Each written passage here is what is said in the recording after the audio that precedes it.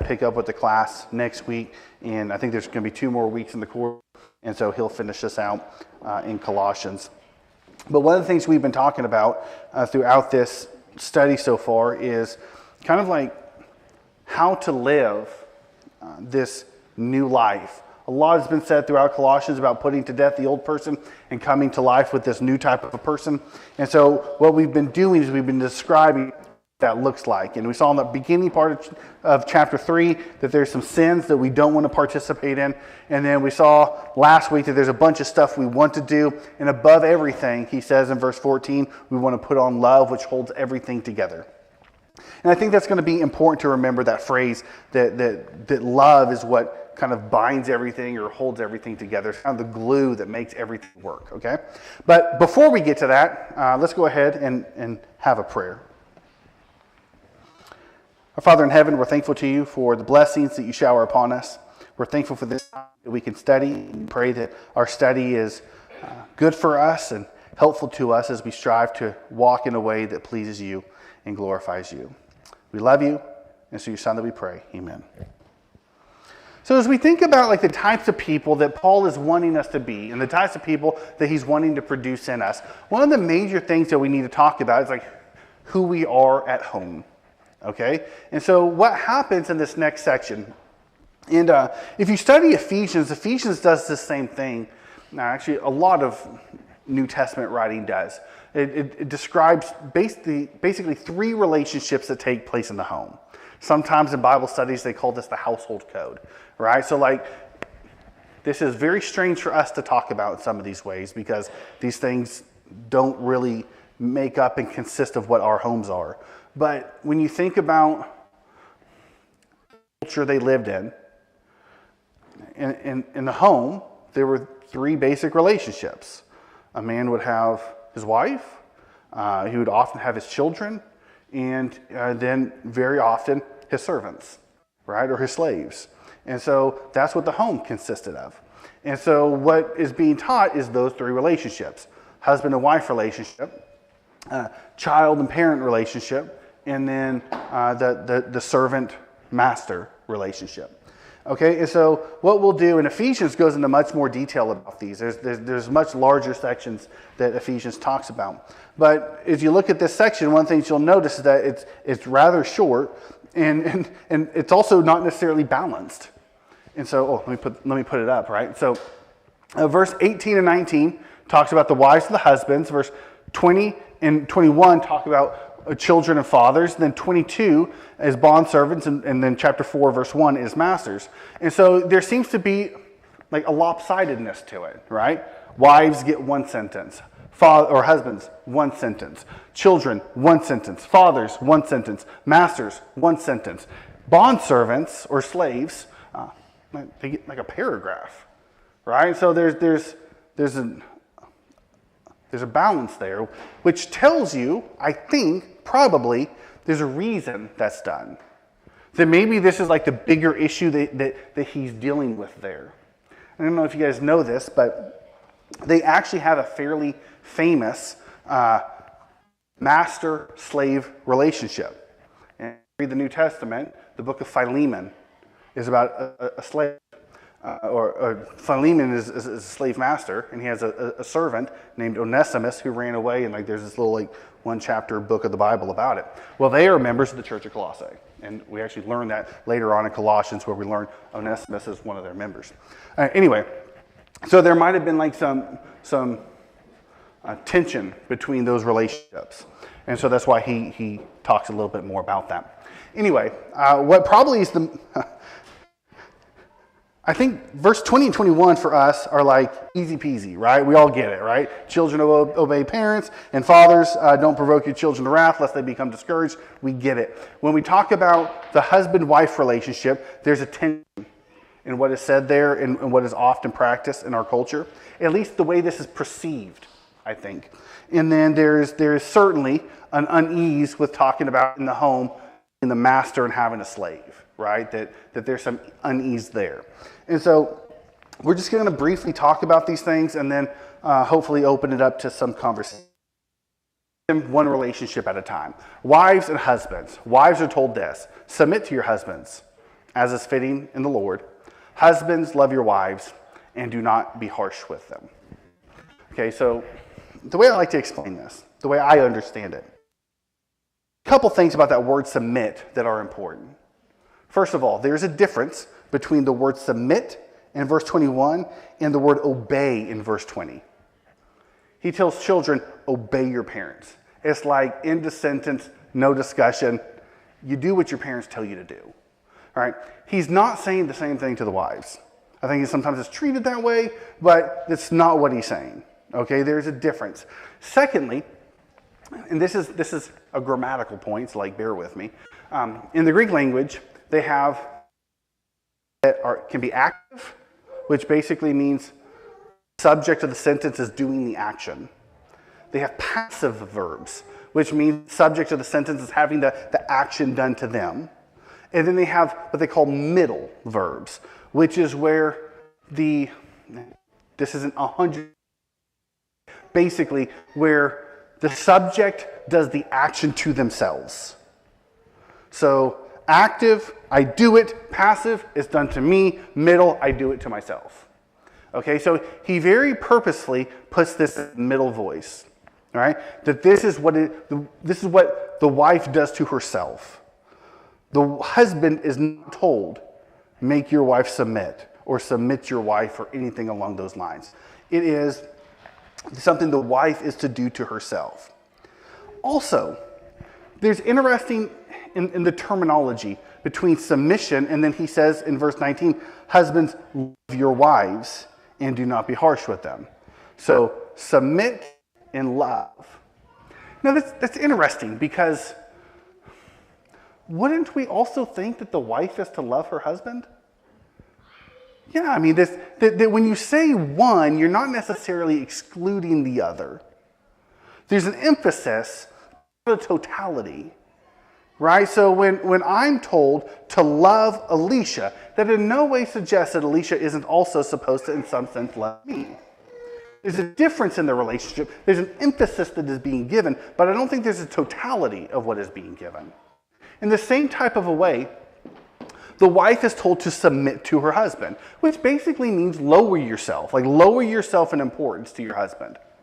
But I don't think it's safe to say that the husband needs to not think in a similar type of a way, right? Like, I don't think that there's any relationship, whether it be with my wife, whether it be with my children, whether it be with, anybody that might be in my home or anybody else where I'm supposed to think I'm more important. There's a sense in which I'm supposed to submit to everybody.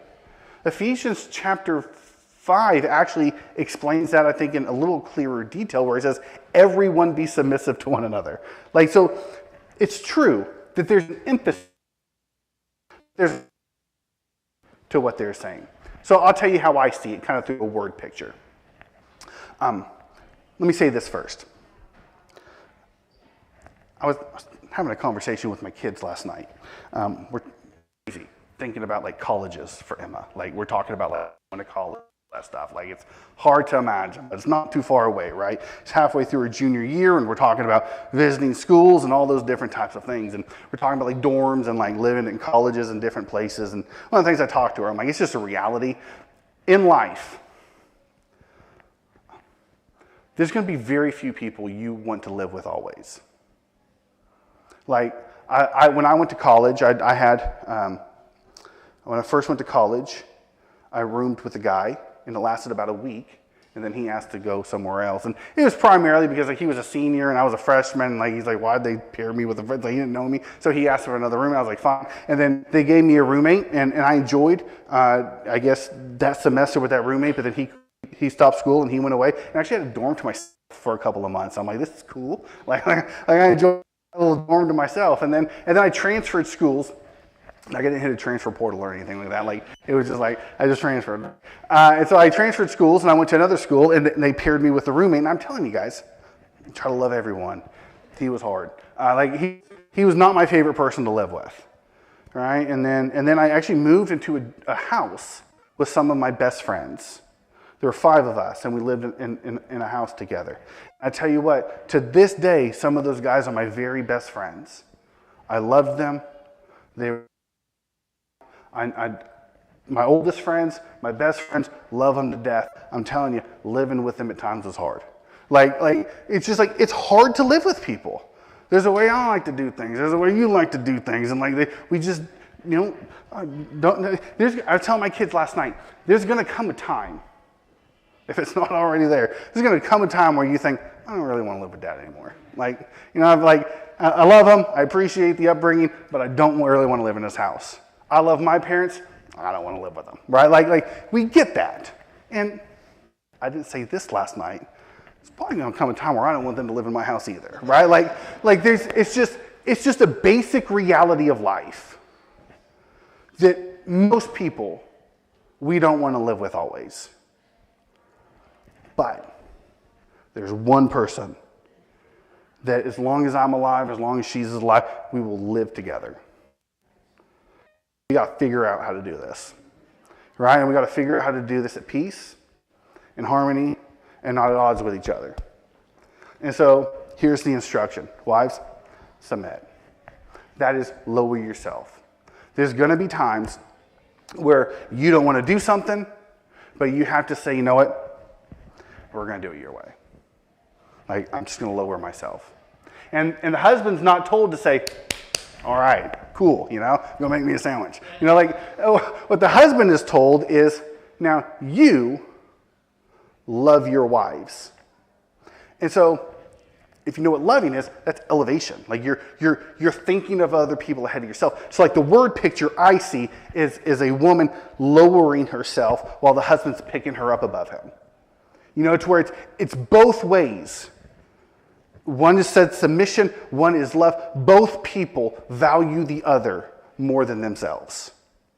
And so I'm not waiting for I'm not saying well, my wife's got to take care of all this and put everything. No, that's not fair. And at the same time, she's not doing that to me. We are both valuing the other more than ourselves.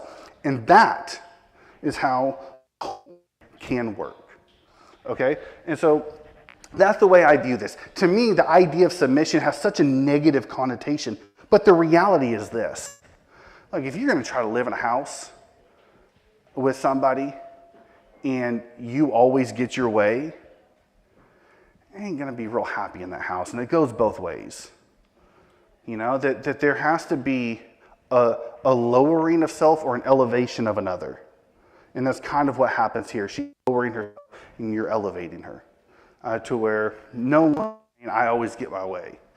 And to me, this sometimes is a real negative vibe it gets. I don't think it should be. Okay, next relationship. This one we won't spend much time on. Children, obey your parents in everything, for this pleases the Lord. Fathers, provoke your children to wrath, lest they become discouraged. And so he gives stronger language to the children. He doesn't just say children, he says children obey. You might say somewhat into discussion, I told you to do it. Was it some people say, people use different types of things, I don't know, I feel it's slipping my mind right now. Cosby used to say something along these lines, Bill Cosby, or he says something in one of those shows, whatever. Anyway, do what I tell you to do, basically, right? What's that? That's what it is. I brought you into this world, I can take you out, that type of thing, right? It's basic. You do what I tell you to do. But here's the caveat to that. If you live with that attitude, you're going to provoke a type of anger within your child. Children can grow up to be bitter, be discouraged, and reject their parents. And so while it's crucially important that children learn to obey their parents, it can literally save their lives, right? They have to obey. It's also crucially important that parents treat their children that won't provoke them, that won't cause attention. You can, on the one hand, expect obedience out of your children, and at the same time, treat them with love and respect and dignity as human beings. to where like, I could say something like, I don't care what your opinion, you just do what it won't go well. It won't. And that has been tried time and time again.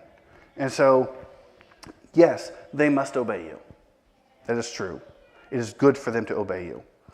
But fathers, don't provoke your children to wrath, lest they become discouraged. I will say this. This is also interesting. There seems to be, and I always I don't know why. I kind of think I know why. But he switches. Children, obey your parents. Fathers, don't provoke your children to wrath. And I don't know, but maybe dads, we have a tendency of being more of the provokers than my home. There's a sharpness I can speak with sometimes that I need to tone down a little. I don't know that that's why, but there is some reason why he switches from parents to fathers.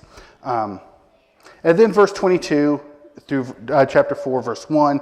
Again, this is the longest section. And so we're not going to be able to talk about everything. But again, he uses the obey, right? So bondservants, obey in everything those who are your earthly masters. Not by way of eye service as men or people pleasers, but with sincerity of heart, fearing the Lord.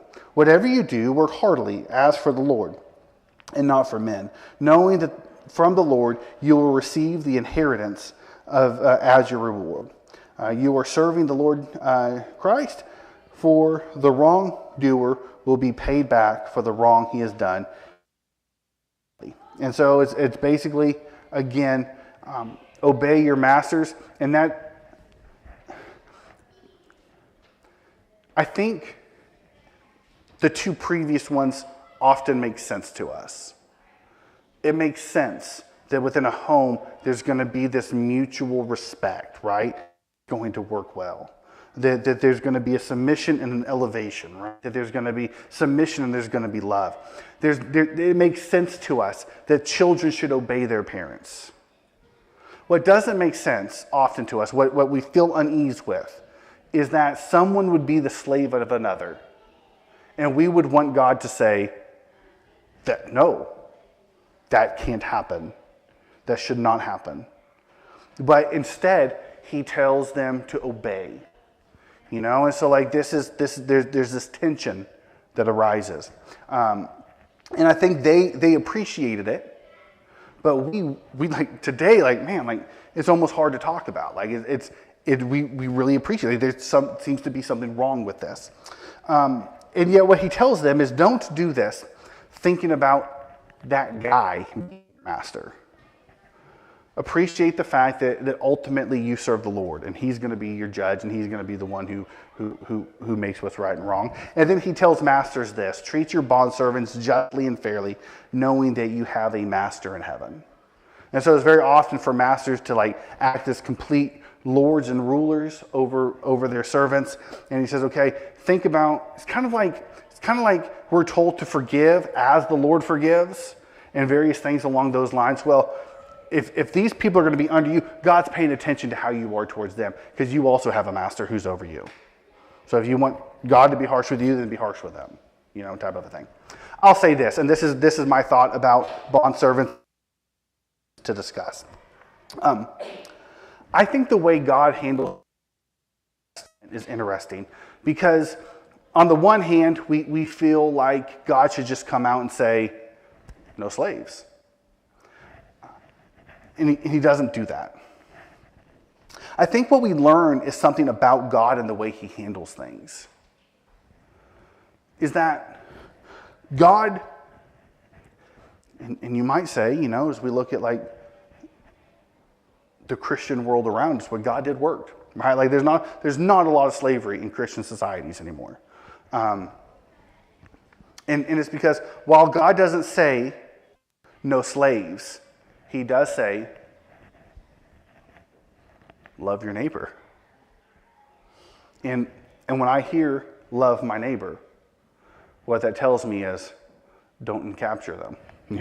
When I hear love my neighbor, what that does tell me is don't make them my slave. And so what he does is he doesn't address, and probably there's some societal reasons, cultural reasons for this. He doesn't address that specific sin. He gets to the heart of it.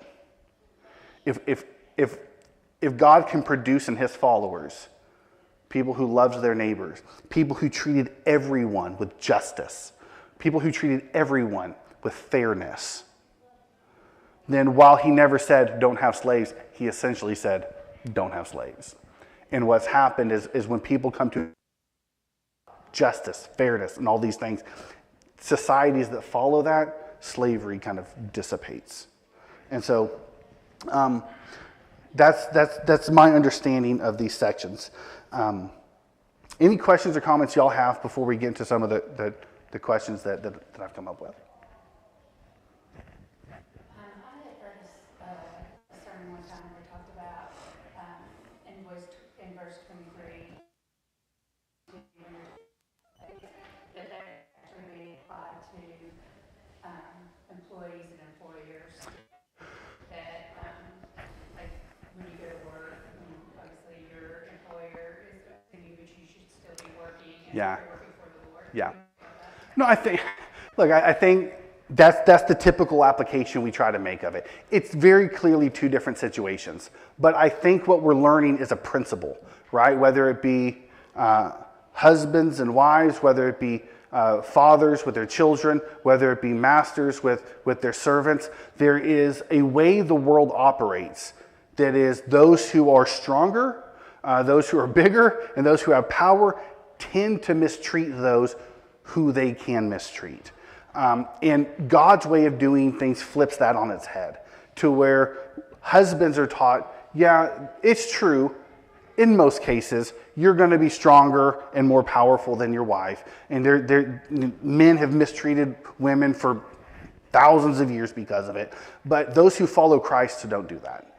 And parents have misused their children for thousands of years and been harsh to their children for thousands of years because they're bigger and stronger and they can. But following Christ negates that from happening. In the same type of a way, masters and slaves. So while it's different, I think you could take the same principle and apply it to the workforce.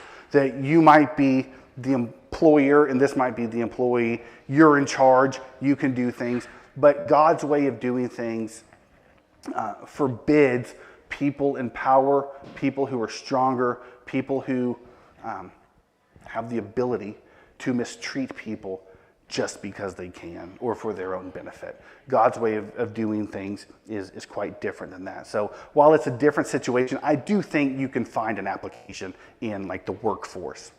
It's a good question. Anything else? Okay, so first question. What are some of the commonalities that link the three relationships? And what does this tell us about our various relationships?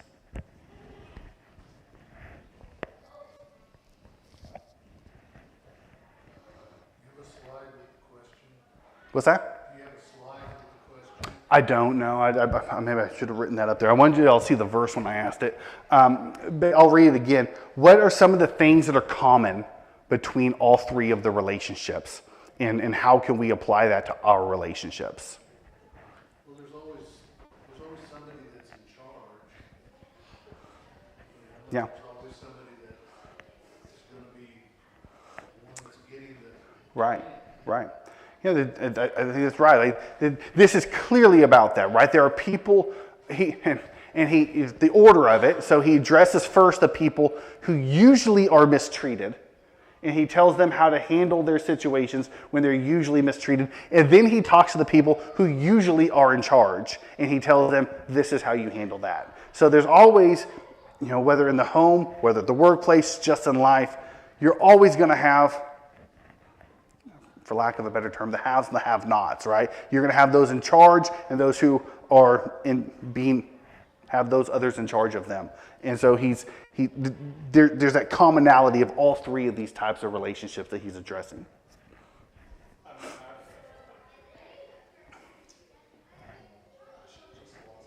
I think there's something in common with one word that would describe every side, and that's respect. Yeah. Because you have to No, I think that's great. Yeah, look, life in a large part is about relationships. And if you have good relationships, that produces better things in life than if you have bad relationships. If I have a bad relationship with my wife, there's a phrase, happy wife, happy life, which there's truth to that, but it's also true the other way around too, right? I mean, it's just a general truth that if I'm mad at my wife or my wife's mad at me or whatever, I mistreat her, she mistreats me, it's going to make the home just a place that's not good for us. It's not going to be good for our kids. It's not going to be good ultimately for societies and all these different things, right? So like the thing that we use the word respect, that have a respect for the people in your life. Treat them in ways that they should be treated. Happy spouse, happy house. There we go. I like that one too. That one works also. You be right. There's a reason there's all these sayings. It's because there's truth to them, right? There's a reality of that. Oh. I think compromise or give is something that goes along with these. Yeah. Not insist. It's interesting. And I said this about Ephesians. I've said it many times. Colossians and Ephesians are very similar. Ephesians, the sentence right before this whole section of husbands, wives, is a sentence that says, it's talking about like spirituality and a spiritual person is submitting to one another out of reverence for the Lord. And so in every relationship, there is not an insistence on my own way. It's just spiritual people don't insist on having things their way. Spiritual people there's a give and a take to it, right? Spiritual people have a respect for one another. Spiritual people don't insist on you always doing what I want. That doesn't matter if I'm your parent, if I'm your spouse, or if we work together, or if not real applicable today, like I'm your master, right? But there's just a way in which humans ought to behave.